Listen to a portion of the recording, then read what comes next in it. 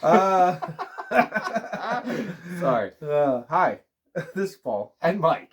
Just saying hi onto the camera because that's how you have to start it for some reason. Anyway, we are here not supporting the Third Reich. We're taking the Third Reich to go to Tröegs. And here is their Rugged Trail, baby. Rugged Trail Ale. Independently crafted and family owned. 5% alcohol by volume. Is a brown ale. And it was readily available back in the day. And now not so readily available back in the day. No, took a trip to the Tröegs brewery. Figured I'd grab some stuff that we'll even it can't out. get quite as much. And I saw the old Rugged Trail, and I was like, hey, you can't really get. They don't sell it anymore. Yeah, it used to be, unless you're at the brewery. Rugged Trail used to be a scratch. Oh shit, sorry. It was scratch 76 or something like that. It was their thank you. I believe it was their winter or spring seasonal. Okay.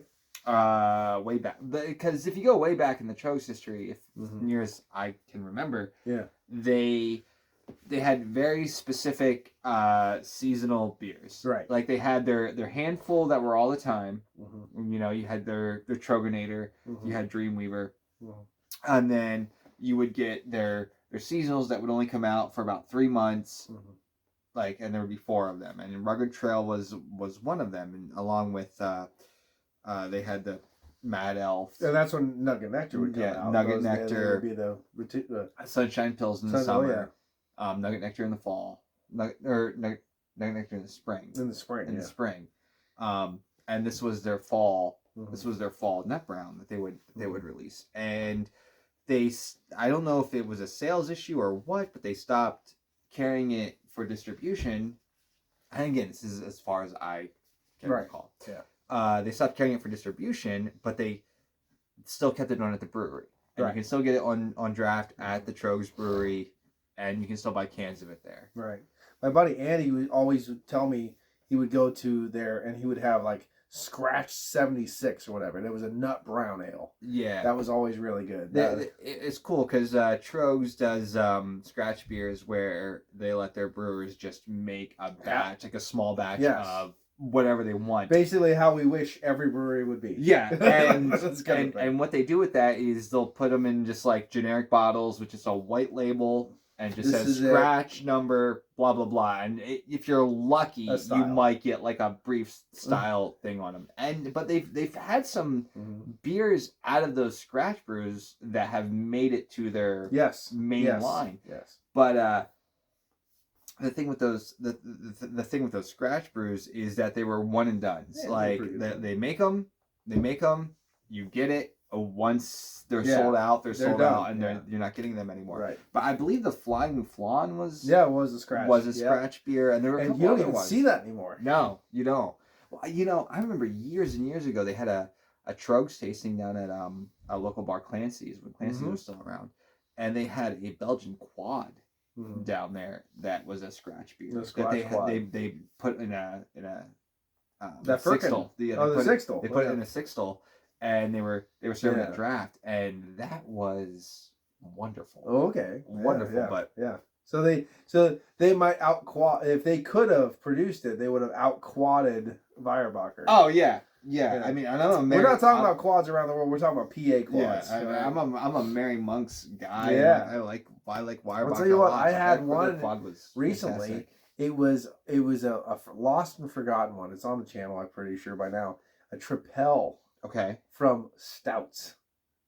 From Stouts. All right. It's called Believer. And it was pretty good. And I found it under a shelf covered in dust. Yeah, well, sure you did, because there's nowhere else to find that. Yeah, and they're like, you know what? I don't even think that brewery's around anymore. Just take it. I'm like, thanks. Anyway, so back to the beer. Back to the Rugged Trail. Inspired words from a man who knows how to drink beer. Okay, very, very, very, very, very caramel. Yep. Ruby hues coming through when it hits the light.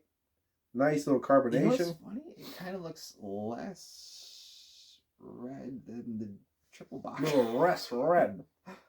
Maybe we should have did this one first. Yeah, should. What would we do with the 14 first? Yeah. Oh, that's how I like it. That's how we start. That's how we start high and go low. Don't worry, I got some homemade meat. It's being responsible. Oh, bullshit. Okay. Well, I guess it's aroma time, baby. Yeah. That is burnt coffee. Burnt little roasty toasties. Yeah, a little.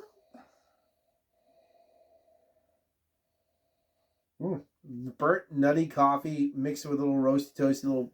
Actually, you do get that. Yeah. Yeah, it's not really a sweet nose. It's a dry nose. It's almost a little bit of a hoppy nose on it. I've always thought that. I mean, personally, I've always there is a little bit. I won't say hoppy in a fruity category. Yeah. I would say there's a little bittering hops in the back of that coming up through the coffee for sure. Yeah, all right, you're with me. Yeah, just that beautiful bittering hop that you open up and you get that fresh hop. Yeah, that woof. You get that all that dark chocolate, all that stuff that you were saying. It is a dry nose. You do get that. Yeah, it is a dry nose. But you do get that like little piff. There's a piff of bittering hop that's like screaming through everything. It's a bright, shiny note through all that char. You are getting that bittering hop. Now we're gonna see if this beer is as dry as the fucking nose is. So find out. Cheers. Cheers. Jinkies.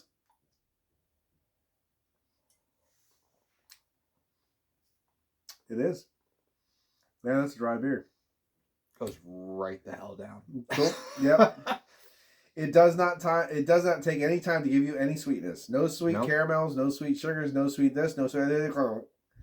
Next one. Next one. You're going to be drinking this all day long, trying to slake the thirst because it's making you thirsty because it's dry. It does. It is very dry. It is a very dry beer. I can see how you might be in a place where you might want something like that.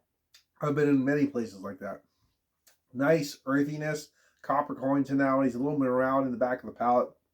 You have burnt sugars, burnt roasted toasty tones, little burnt brown bread crossed around it. It's really nice, really simple, goes down like a dream, makes you want more. The end, goodbye. Yeah, I mean, and this is a beer that I do feel like if you wanted to just absolutely slam,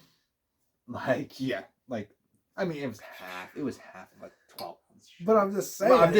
I didn't slam it. I'm just saying. I want more. I want more. This is a very easy drinking, especially for a red ale. There's not like a little bit of soft breadiness is coming in, like a toasted bread coming in on the back of the palate from that grain. But it's just a simple, easy. Like there is no lingering sweetness in this beer. It is just. I still don't know why they stopped carrying this widespread. Because people are weak. Maybe I don't know what I mean, because it's good. I mean, it's a good brown ale. And American brown ales are usually more hop forward. This one's not. It's more traditional. It's more of a traditional beer. The hops that you get are bringing a little bit more earthiness, more visceral tones of the earthiness. That copper coin tonality is coming through. Wafting in, mixing with that brown bread. It's very English in the style of way it is. It is a nice minerality to it, from like a nice water treatment minerality. And roasty toasty, little brown bread toast, this and that, little coffee roast. Have a nice day. Yeah. And you don't even get a lot of that hops flavor in the on the palate. We have in the nose. You get it in the nose. Yeah. You get a bit of it in the nose, but not on the actual this is a 12-pack. This is the 12-pack you finish that night. Yeah, more than likely. Because by the time you get to 8 or 9, you're gonna be like, well, I'm just gonna finish it off. It's going down so easy. Jingle. I mean, there's only a few left. I just bought a Sunshine Pills 12-pack for $10 because it was on discount because it's old. That's a good. And I was like, I'll try. I'm like, this is fucking great. What do you fucking get? I personally have a soft spot for Tröegs. The nice thing about Sunshine Pills was I woke up the next day, I didn't have a hangover. I was like, what is this whole session beer thing? That doesn't. I'm not used to this. The sessional beers, we can just knock them back. I'm usually waking up going. I'm used to that when I wake up. But I went, hey, I feel good. Let's make coffee. Tröegs for me. I mean, it's what got me interested in the whole idea of craft beers and everything. I mean, being Central Pennsylvania. Weyerbacher opened the door, and then Tröegs and Victory put down the fucking carpet. Yeah. So you can walk through the door. Yeah, absolutely. because for me it was Dreamweaver, and that's why I still have such a. And I know you've given me grief. Well, not grief about it, but it's not Oberon. But you brought up that like how much I enjoy wheat beers and Hefeweizens. You love and stuff, and I really do. I give you shit because you love Hefeweizens, but I've never seen you drink a real one. No, that's fair. I mean, but I would. Yeah. But I just haven't seen it. Yeah. But that was all because of Tröegs. Oh yeah. Like the Dreamweaver was the beer that I was like, oh my god, there's so many. There's apparently I got a case of Dreamweaver once for $15. That's amazing. Yeah. The lady brought it back and bitched so much that Diane, when she owned the beer depot, she's like, fine, I'll give you your money back, because she drank one, she didn't like it. And then she goes, Paul, come over here. And I'm like, I drove over, and she's like, taste this. Is this bad? And I'm like, no, this is what it tastes like. She goes, fuck. And she got all mad. She goes, well, I'll give you the case for $15. I was like, well, all right. Yeah, it's worth it. Like totally. Thank you very much. Thank you. So there it is. Yeah. Tröegs rugged. And it burps nice. And it does burp nice. Yep, I do recall that. We're gonna do a homebrew review next. This might get ugly. If we're still closed after you see us, you're doing good. Well, yeah, and so are we apparently. Yeah. Or not. Well, I wouldn't say that. Guess. Calm the fuck down, guys. Anyway, I'm gonna give this one a solid 8 out of 10. Yeah. I like it. And I'll tell you what, this is gonna be a polarizing beer. Some people are gonna be like, it's too dry, it's too this, too that, or this or that. But I think right out as it is for a brown ale, it's giving you everything plus a little bit more. It's actually giving you a lot of character, because I've had brown ales that are like one-note wonders. Yeah, I you know what? It's funny because I completely agree with you again. Yeah, like it is also fucking weird, isn't it? Yeah, it doesn't usually happen, but it's everything I want out of a brown ale. Like it's everything I want. It drinks easy. It's enjoyable. we're gonna let this go because he's getting a phone call right now. So this has been Paul and Mike. PABrewNews got to go. Bye. Bye. Watch that finger.